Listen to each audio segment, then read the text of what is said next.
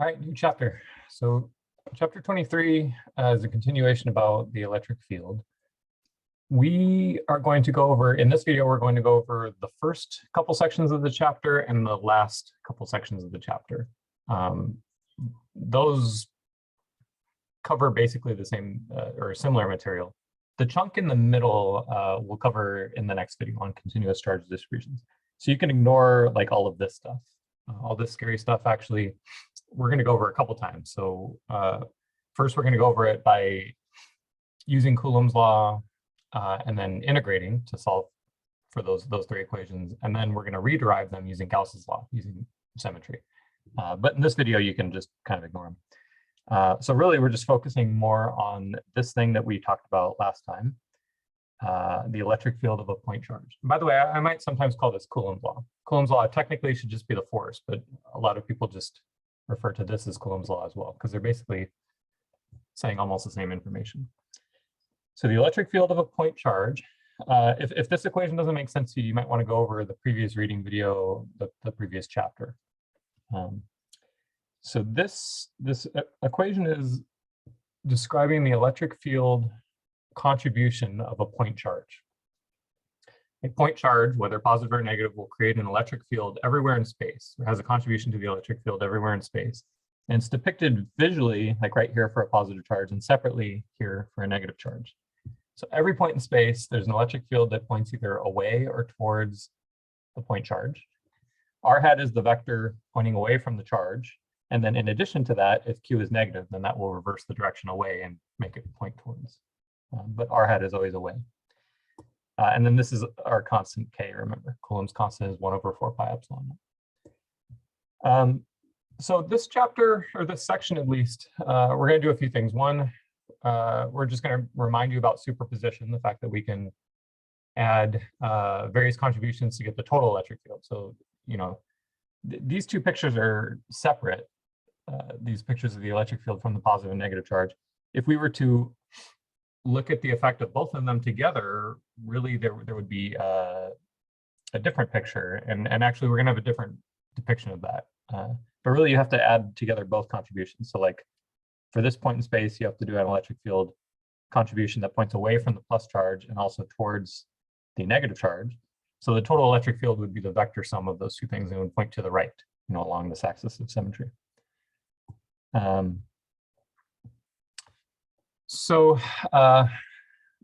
Okay, so let's continue on.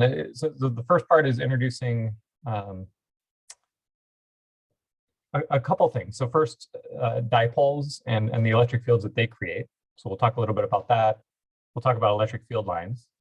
That'll be in the first couple sections. And then towards the end, we'll talk about how charged particles and dipoles move in an electric field.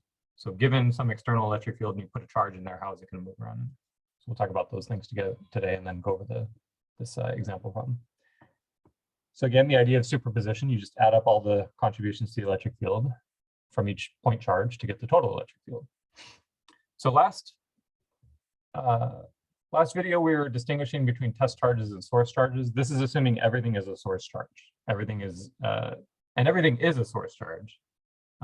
Just sometimes to sample the electric field, we use a test charge. Anyway, we're not worrying about that quite yet. The last couple sections, when we talk about like the acceleration of the charged particle, we're actually caring about the test charge. But right now, we're just like focusing on those source charges. So this first example, you know, does exactly this thing. So we're calculating the electric field at a particular point. So this is at a particular point, but as long as we leave x a general variable, it's describing any point on the x-axis. So, you know, as drawn, it's a very particular point, but it's describing an infinite number of points. They often all lie along the x-axis. And it's the particular problem where you have three positive charges. I think they're taken all to be the same magnitude. Yeah, three equal point charges all on the y-axis. So again, this is vector addition. So you have to make sure that you only take into account the x component of those two electric field contributions because the y components will cancel. Right? That's the main difficult thing about this. As long as you do that, then the rest is okay. Your book wants to point out one technique that you can use to verify that your answer is correct. So you know about dimensional analysis, I hope. This has units of kq over distance squared for each contribution to the electric field, and it always should. Another check you could do is limiting cases. So for this problem in particular, we know what the answer should reduce to in the limit that x goes to 0. So in other words, if I drag this point closer and closer and closer to the central charge, we know what the electric field will look like. And if we drag it all the way to infinity, we know what it should look like. So in particular, if you're looking at a point that's very close to this charge, the effect, so if you look at Q1 and Q3, they're going to have electric field contributions that are basically vertical. Sorry, this one should be offset a little this way.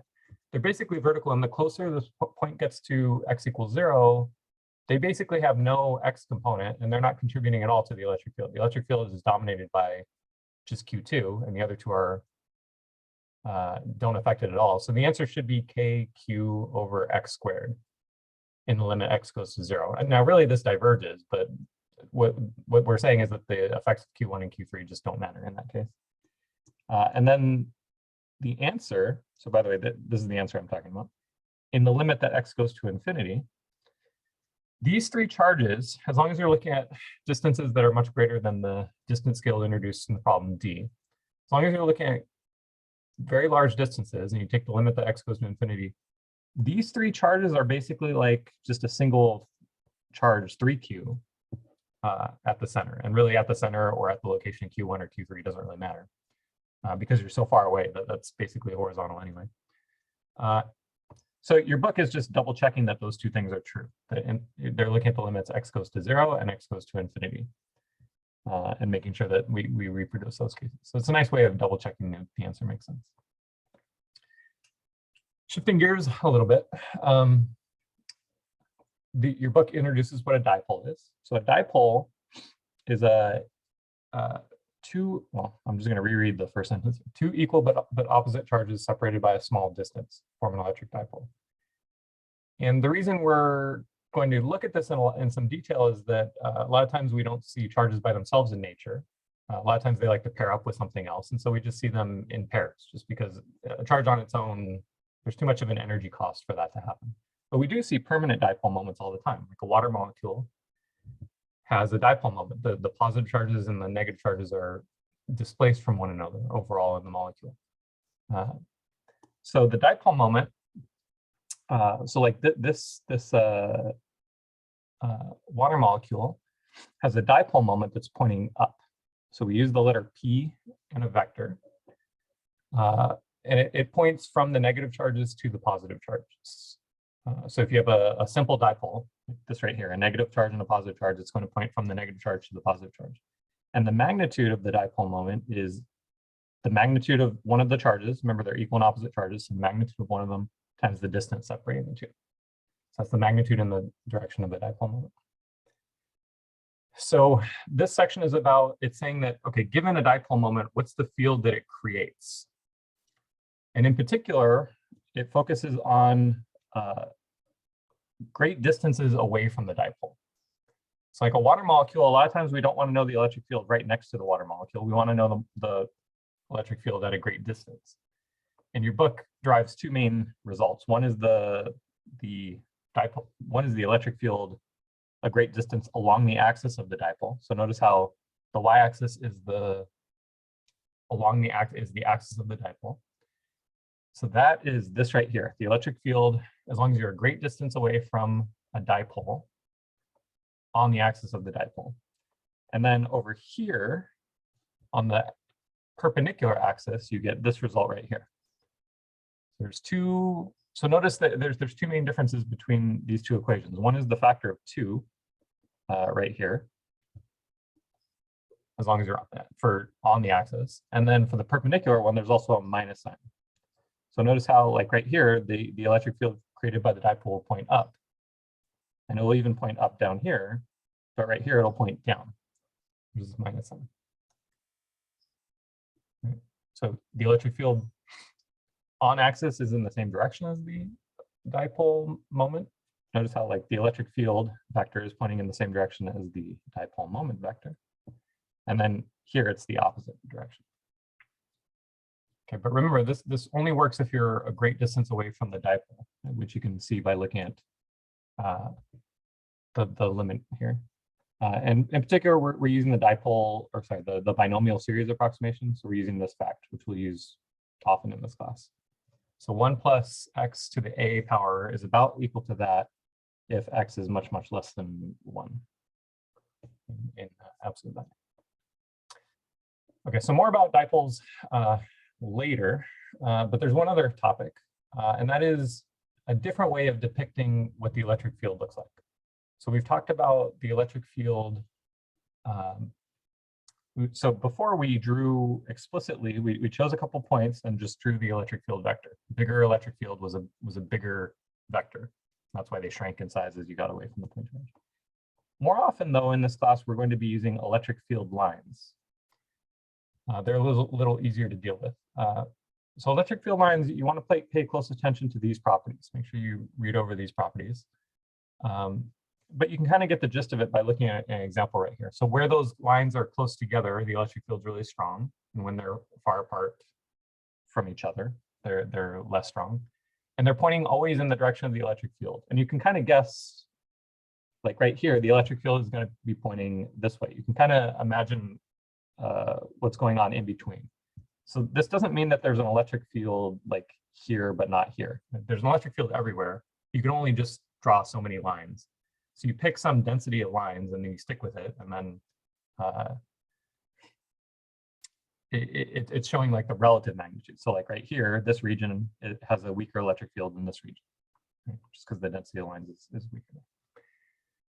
And here are the electric field lines of a dipole. So you can see that this satisfies what we talked about before. So the dipole is pointing to the left, the electric field here and here is pointing to the left, and here on the perpendicular axis, it's pointing to the right. The electric field is pointing to the right. Okay, so you might want to pause and try this problem right here. At the dot, the electric field points. So give that a shot. All right, so at the location of the dot, there's an electric field contribution from all three. So the electric field contributions from these two cancel, right? The one from this one points to the right, and the one from this one points to the left. Those two cancel, and there's an electric field up. So overall, the electric field points up. Okay, as I said before, we're skipping this section, these couple sections on continuous charge distributions, and this capacitor thing is a consequence of that. Okay, two sections just about how charges and dipoles react to an electric field. So the previous part of this chapter is talking about what's the electric field created by charges and dipoles. Now we're switching gears to what's the so given an electric field everywhere in space, what happens when you actually put a charge or a dipole in there? Like we actually want to focus on the motion of the object rather than the fields that it creates. So now we're going back to like looking at the test charge. We actually care about one of these charges and how it's going to move. So we've seen this formula before. Actually, this textbook's a little weird in the organization of topics. Most books would do this like the previous chapter. F equals Q times E. So what this means is that if you're in like a uniform electric field, which in terms of electric field lines, they're evenly spaced electric field lines that just continue on everywhere in space. So like these would just be infinitely long lines, evenly spaced over and over and over again. This means the electric field is the same in magnitude and direction everywhere in space. If you put a positive charge in this electric field and let it go from rest, it's going to accelerate in the direction of the electric field. And if the electric field's constant and the charge is positive and constant, then the force is constant, is uniform. So if the force is constant, the acceleration is constant, this thing is going to accelerate uniformly. So this positive charge is going to get faster and faster. It's going to move to the right and speed up. Right. Yeah, so that's the point your book is making, and then you can use your kinematics equations. So this is taking a consequence that about a uniform field in a capacitor, which we'll talk about next video. But spoiler, the field inside a capacitor is uniform. Just using that, you can use your kinematics equations for constant acceleration. Okay, the last thing is what a dipole does if you put it in an electric field. So not the field that the dipole creates, but you have a field, what happens when you put a dipole in it. So there are two answers to this. So first, we'll focus on a uniform field. What happens if the electric field can be taken to be approximately constant? So there's two main results. One is that there's no net force. There's a force on the plus charge. So remember, a dipole has a plus charge and a minus charge. The force on those two charges are equal and opposite. And so overall, there's going to be no force on the dipole in a uniform electric field. However, there can be a torque. So like if you have equal and opposite forces, it's like I'm flipping someone off. If you have equal and opposite forces, that has no net force, but it can twist something, right? It can create a torque, a non-zero torque. And in general, dipoles do feel a torque. And the direction of the torque is such that the dipole wants to line up with the electric field. So like in this example, you have a dipole moment pointing this way. If you let that go from rest, it's going to twist in this direction because the dipole wants to line up with the electric field to minimize its potential energy in that field. So the direction of the torque here would be, from the right-hand rule, P cross E. So take your right hand, have your fingers pointing in the direction of P, curl them towards the direction of E, and you would get something into the screen, the direction into the screen, which would correspond to clockwise rotation. So that's for a uniform field. For a non-uniform field, what happens is that the dipole will do what we just mentioned. It's going to rotate to want to line up with the field. And if you have a dipole that's lined up with the field and it's in a non-uniform field, it's going to be attracted to stronger electric fields. So like they kind of have a personality. They like the electric field in that scenario. If they're lined up with the electric field, they like it. They want more of it. So they're attracted to the electric field. That's the gist of that. Okay, so quick example here. So the first thing to think about, and you might want to pause the video, if this is a water molecule, what's the direction of the dipole moment vector for this? Pause it for a second. So the dipole moment vector points from negative to positive, and overall, there's the positive is displaced towards the hydrogen atoms versus oxygen. So this is assuming a little bit of chemistry knowledge, but just know that for a dipole moment, you should know the dipole moment of a water molecule. It's going to point in this direction. So this is the dipole moment vector. And remember, P wants to line up with E. So what happens is that in order for P to want to line up with E, it's going to twist this way. It's going to twist in the counterclockwise direction. So the water molecule, H2O, feels a torque, feels no net force, first of all, right? Because we're in a uniform field. A dipole in a uniform field feels no net force. And a torque, and a counterclockwise torque. So counterclockwise torque would be out of the page, out of the screen from the right-hand rule. So it's going to feel a twist that way. So torque. And then the minus charge is going to feel a force F equals Q times E. So the minus charge F on Q is equal to Q times E. E is to the right and Q is negative. This is a negative sign times to the right, which means left. It's going to feel force to the left. So the negative charge is going to feel a leftward force, and it's going to accelerate with constant acceleration. Actually, if we ignore the electric field, this is another thing that we went over. If we ignore the electric field, the external electric field, the blue lines here, and we thought about, well, what's the interaction between the dipole and the negative charge? Well, we know that as well, right? The dipole moment is going to create an electric field that points in this direction. And actually, the electric field here would be pointing down. So this is the electric field that the dipole creates at the location of the negative charge. And so the negative charge, and we're assuming it's a big distance away from the dipole, the negative charge would feel a force upwards in that case. So if we ignore the external field, the negative charge would feel a slight attraction, which makes sense, right? It's closer to the hydrogen, to the positive hydrogen charges than the negative oxygen. think I've gotten long enough this video, so I'll, I'll call it there.